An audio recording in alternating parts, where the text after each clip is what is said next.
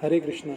कुछ ऐसे प्रश्न होते हैं जिनके उत्तर हमें नहीं पता होते, लेकिन कुछ ऐसे विकट प्रश्न होते हैं जिनके उत्तर अच्छे अच्छे विद्वान धीर पुरुष पंडित भी नहीं दे सकते, बड़े से बड़े लोग भी नहीं दे सकते, बड़े से बड़े महात्मा भी नहीं दे सकते।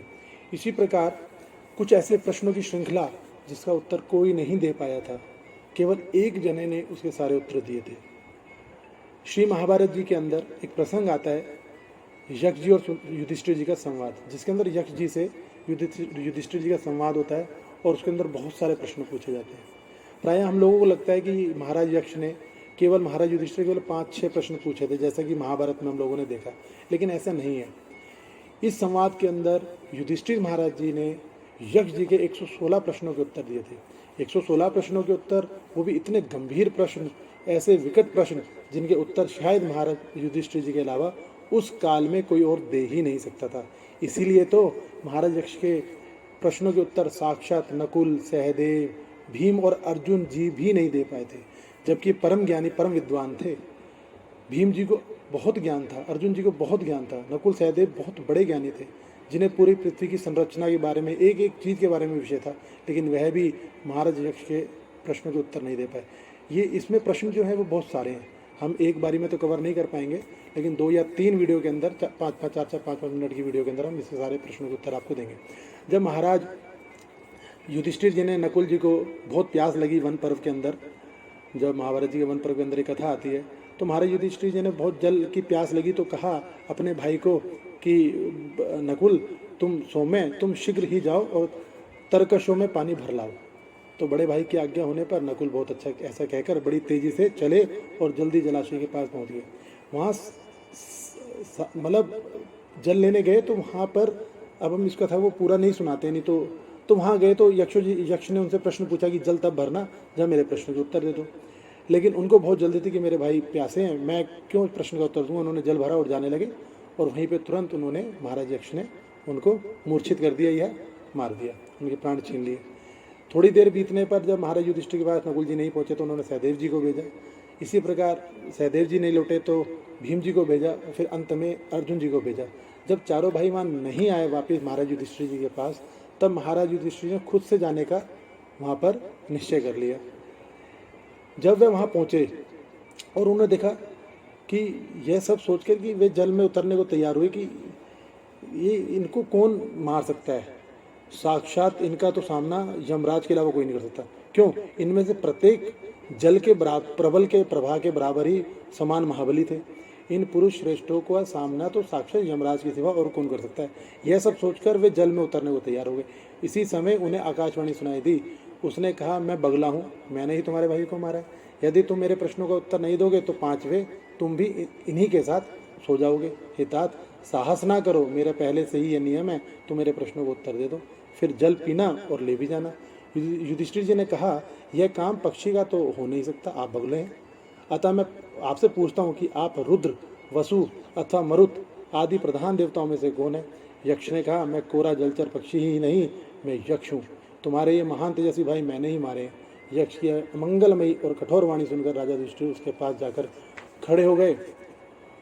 उन्होंने देखा कि एक विकट नेत्रों वाला विशाल का यक्ष वृक्ष के ऊपर बैठा है। वे बड़ा ही दुर्धर्ष, ताल के समान लंबा, अग्नि के समान तेजस्वी और पर्वत के समान विशाल है। वही अपनी गंभीर नादमयी वाणी से उन्हें ललकार रहा है। फिर वह युधिष्ठिर से कहने लगा, राजन, तुम्हारे इन भाइयों को मैंने बार बार रोका था, फिर भी इन्होंने मूर्खता से जल ले जाना ही चाहा, इसी से मैंने इन्हें मार डाला। यदि तुम्हें अपने प्राण बचाने हो तो यहाँ जल नहीं पीना चाहिए। यह स्थान पहले से ही मेरा है। मेरा यह नियम है कि पहले मेरे प्रश्नों को उत्तर दो, उसके बाद जल पीना और ले भी जाना। युधिष्ठिर जी ने सुना तो उन्होंने कहा, मैं आपके अधिकार की चीज को ले जाना नहीं चाहता, आप मुझसे प्रश्न कीजिए। कोई पुरुष स्वयं ही अपनी प्रशंसा करे, इस बात की सत्पुरुष बड़ाई नहीं करते। मैं अपनी बुद्धि के अनुसार उसके उत्तर देने का प्रयास करूंगा। इतने महान ज्ञानवान भी इस प्रकार से कह रहे हैं कि मैं आपके प्रश्नों को उत्तर देने का दूंगा, कोशिश करूंगा। तो यक्ष जी यहाँ से प्रश्न पूछना प्रारंभ करते हैं। तो पहला प्रश्न हम अगली वीडियो के अंदर पूछेंगे। हरे कृष्णा। हरे कृष्णा। हम अभी पूछेंगे कुछ प्रश्न, आप लोगों ने वीडियो इतनी देर तक देखी है। तो युधिष्ठिर जी ने, यक्ष जी ने युधिष्ठिर जी से प्रश्न पूछा पहला कि इसके अंदर 4 प्रश्न पूछे। सूर्य को कौन उदित करता है, उनके चारों ओर कौन चलते हैं, और अस्त कौन करता है और वह किस में प्रतिष्ठित है? तो युधिष्ठिर जी ने तुरंत जवाब दिया, ब्रह्म सूर्य को उदित करते हैं, देवता उसके चारों ओर चलते हैं, धर्म उसे अस्त करता है और वह सत्य में प्रतिष्ठित हैं। यक्ष ने फिर प्रश्न किए, दूसरे प्रश्न में 4 प्रश्न और किए। मनुष्य श्रोत्रिय किससे होता है? महत पद को किसके द्वारा प्राप्त करता है? किसके द्वारा वह द्वितीयवान होता है और किससे बुद्धिमान होता है? युधिष्ठिर जी ने जवाब दिया, श्रुति के द्वारा मनुष्य श्रोत्रिय कहलाता है, तप से महत पद प्राप्त होता है, धृति से द्वितीयवान ब्रह्म स्वरूप होता है और वित्त पुरुषों की सेवा से बुद्धिमान होता है।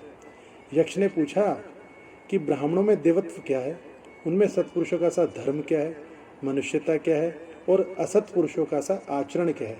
युधिष्ठिर जी ने जवाब दिया, वेदों का स्वाध्याय ही ब्राह्मणों में देवत्व है, तप सत्पुरुषों का सा धर्म है, मरना मानुषी भाव है और निंदा करना असत पुरुषों का सा आचरण है।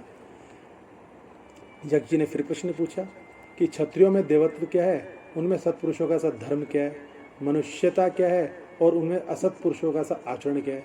युधिष्ठिर जी ने जवाब दिया, बाण विद्या क्षत्रियों का देवत्व है, यज्ञ उनका सत्पुरुषों का सा धर्म है, भय मानवीय भाव है और दीनों की रक्षा ना करना असत पुरुषों का सा आचरण है। यक्ष ने पूछा, कौन एक वस्तु यज्ञ साम है, कौन एक यज्ञ यजु है, कौन एक वस्तु यज्ञ का वर्ण करती है और किस एक का यज्ञ अतिक्रमण नहीं करता?